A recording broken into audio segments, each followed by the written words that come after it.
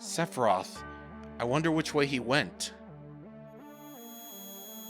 Ugh.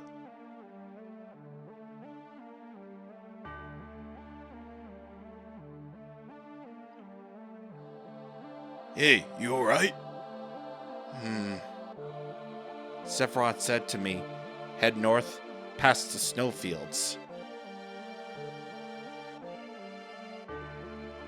Welcome to part 44, and welcome to disc 2 of Final Fantasy VII. Last time...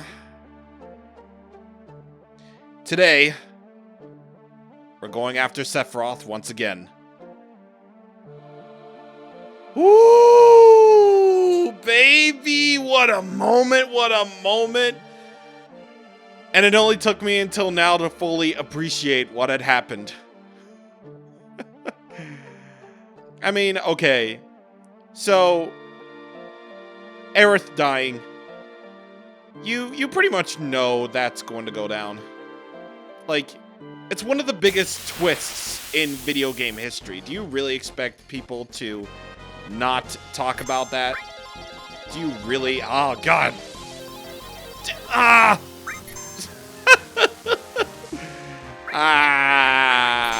Whoop, I missed with the Tifa limit break, so that's awesome. But yeah, Aerith dying, it's one of the biggest twists in video games. Like, do you really, honestly expect it to be kept under wraps by the Final Fantasy fanbase and any JRPG fanbase for so long? Do you really expect it to be? I mean, if you pretty much lived on the internet for so long and seen all those top 10 stuffs where they talk about their top 10 favorite moments, talk about their epic gamer moments or whatever, then you would obviously understand that where am I supposed to go? I mean, I don't know where. I don't know where I'm even headed anymore. Okay, here we go. Yeah, just you would expect this to be one of the biggest gamer moments in video game history. Aerith's death. But you know what? That death still hits. It really, honest to God, hits. Still. And this is speaking as someone who has only, played it and finished it in 2015 and finished it in 2016. It's hits. It really hits. I felt that. I really felt that. Like when I first saw that in actual living person. Like, Aerith was such a good character, man. She was funny. She was in tune with the plan. She had her own personal issues to deal with, being one of the only Cetra, and the only other Cetra was is the bad guy, She was really nice. She was very cute. She had a really great design. She has a really great design. I really like it. And it really fits in with this band of fools. I call the FF7 cast the band of fools. Now, I'm only doing this because Kate Sith has, well, actually, no, he doesn't have materia. What am I saying? That was my practice problem, whoopsie daisy, but I'm gonna put in Yuffie and Sid in here. But yeah, that still hits because, Aerith was such a good character. And the fact that you even have a little dating scene with her, if you choose, that was just so cute. And it pains everyone who plays it because, if you know what's gonna happen, it's gonna be really painful. It's gonna be really painful. Like, it really didn't take me until a few years later to fully appreciate all that had happened in the Aerith death scene. Like, the CGI is fantastic. I didn't even notice that Sephiroth even does a little smile as he stabs Aerith. I didn't even notice that. That's very, I wouldn't say subtle, but it works. It really works. And you just want to hate Sephiroth's guts even more. Seriously, yeah. That scene is just very legendary for all sorts of reasons. It really is. Like, the fact that the death still hits, like, so many years later to basically everyone who's ever played Final Fantasy VII. Again, it really hits. Because Aerith was such a beautiful, beautiful person. And a great character to boot. Anyway, now that I'm done talking about all of that, I just noticed that, that we haven't shown off, like, most of our stuff, really. And Yuffie needs her limit level 4 set. And, yeah, it also just occurred to me that I still haven't shown off Leviathan yet, so we're gonna get to that, you know, in a matter of speaking. And yeah, I've also shown off during my little TED Talks right there, finishing touch, the other of Cloud's level 3 limit breaks, where it ejects opponents. If you ever played Smash, you would know what that is. 60 is the magic number. Anyway, in this place, what you need to do is you need to climb up these walls. And you probably want to get yourself some items along the way, and also to be interrupted by battle. And ooh, the Grim Guards. So I believe with them, I believe you want to attack them. Actually, I haven't run into any of these enemies before. I don't know what I'm doing. Okay, so this is actually the first time I've ever run into these, so kind of curious to see what they do. Grimrod. I probably imagine they won't be, you know, too much of an issue, though. I'm just saying. Oh, look at them. Oh my god. They're like little gremlins. Oh, do they have the friggin'... Oh, I see what's happening. I see what's happening. Okay, so these enemies, when their shield is upside down, that's when they only take 1 damage. And when their shield is right side up, that means they can take all the damage that they want. That's what the spin shield is for. Okay. Now at this point in the story of Final Fantasy VII, nothing's really stopping you from, you know, going back into the world map and, you know, might want to fill out that enemy skill materia that you just got. You know, you might wanna fill out those enemy skills possibly. You know, just saying. Yeah, really. Nothing's really stopping you from going back out into the world map and just getting any side stuff that you need. And believe me, we are going to be doing all of our side stuff. But for right now, we have a story to focus on. So there'll be other times for, you know, side ventures for another day. You know, once the story has calmed down, because, oh boy. You think that Aerith dying is like the penultimate thing in Final Fantasy VII? Well, just wait and see. Anyway, over here, I believe that's a materia. Magic Plus. Okay, so that's what I was missing in practice. Okay. So I believe the Magic Plus materia raises your magic stat. I don't know. I'll have to check to see what that is. Let's see.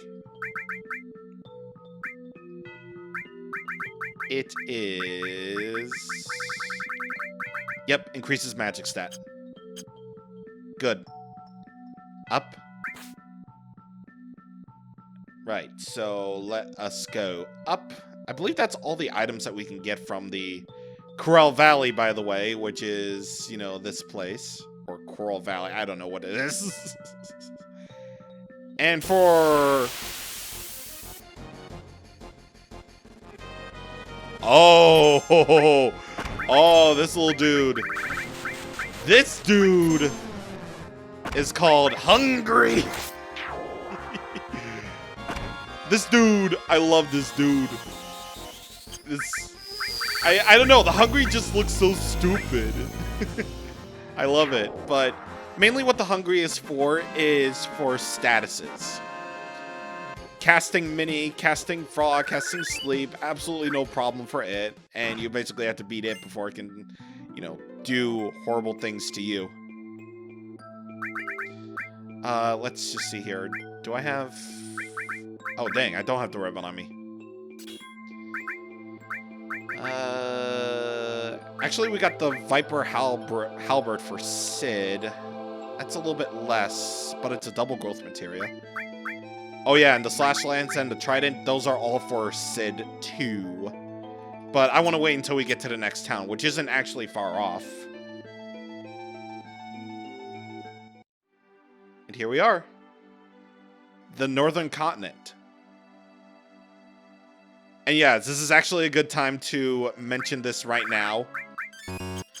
The modern re-releases of Final Fantasy VII aren't separated into discs. Like, the entire game is all in one. All in one digital file. However, if you really want to play Final Fantasy VII the old-fashioned way, you track down a PS1, like an actual PS1, not the PS Classic. There's bunnies called Jumping. What are these names?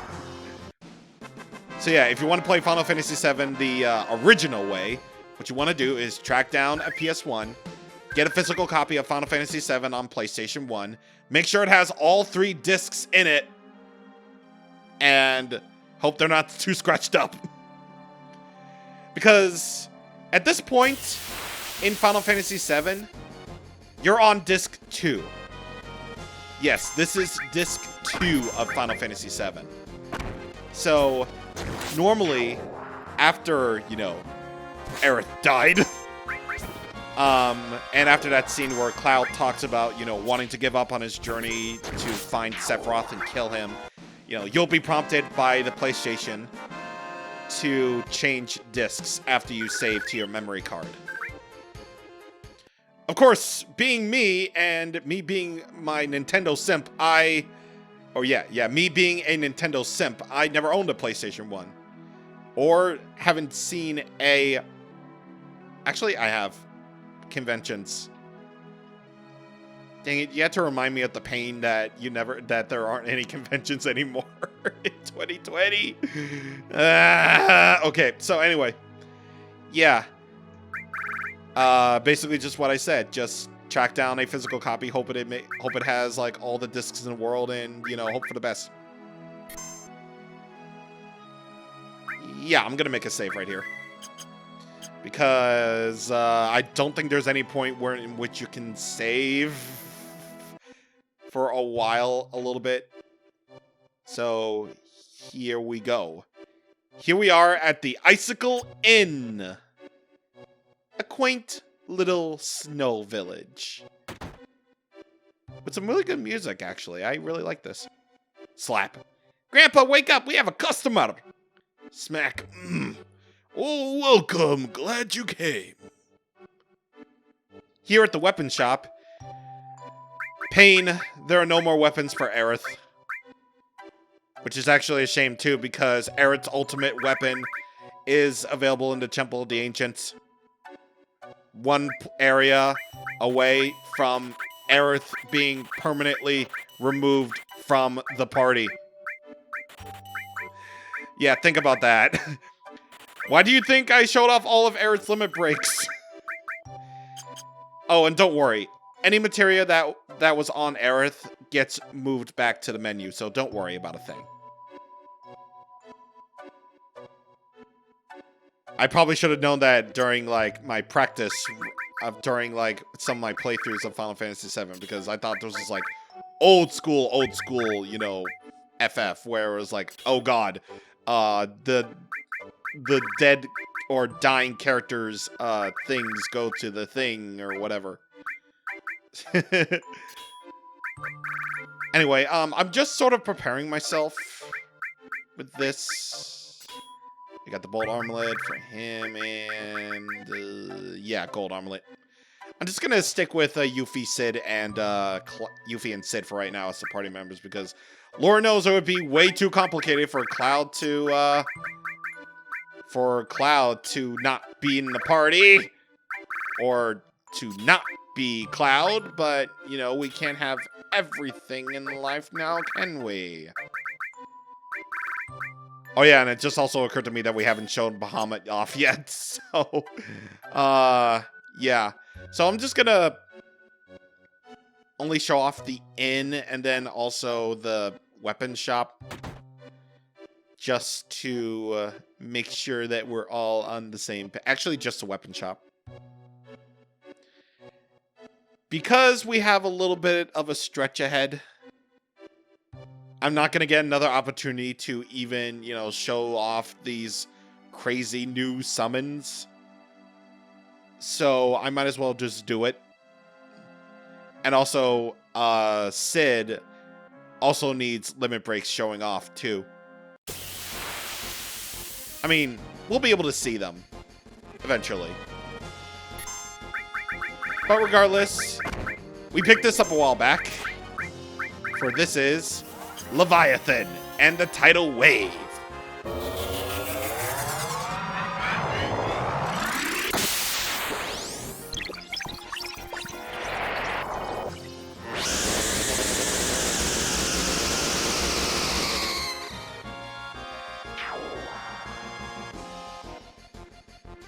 God, that shriek was so loud it picked up on my microphone. God, I always have to keep the TV up a little bit just so that I can hopefully hear the gameplay. But oh my god, Leviathan is so loud. Oh no, this bunny, the jumping is gonna get it for real. Hello, say hi to my Mega Flare.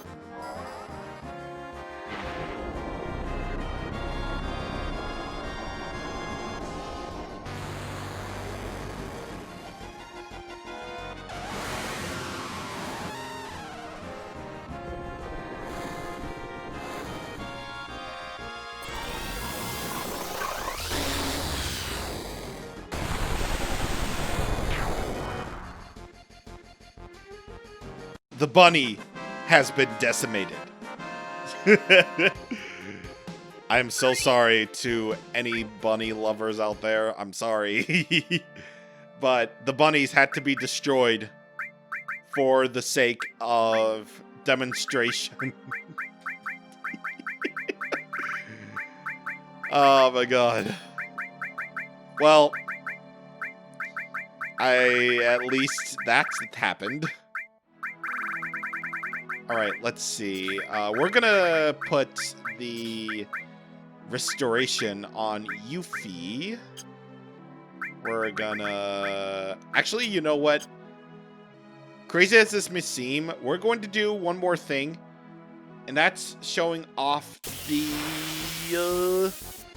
the comet material. Which is totally different from Meteor, by the way. You know what? Potato, potato, man.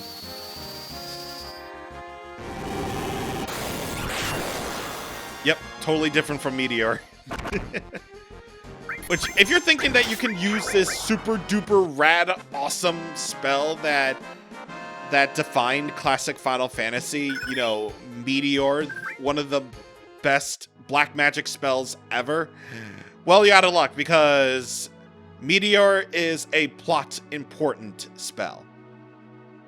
Because, you know, the black materia contains Meteor, the ultimate destructive magic, because that plays into the story, and you're unable to use it. I mean, granted, according to legends, it basically ended the world, so you probably don't want that kind of power. But just so you know, in any other Final Fantasy, Meteor or Meteo, whichever one you want to call it, is one of the best, if not the best, Black Mage spell that you could possibly do. Anyway, we're all good here. I want to save showing off the Icicle Inn for next time, because we have a bit of a stretch up ahead, and it's best if you save right about now. So, we'll see what the Icicle Inn is all about next time on the good old Final Fantasy VII.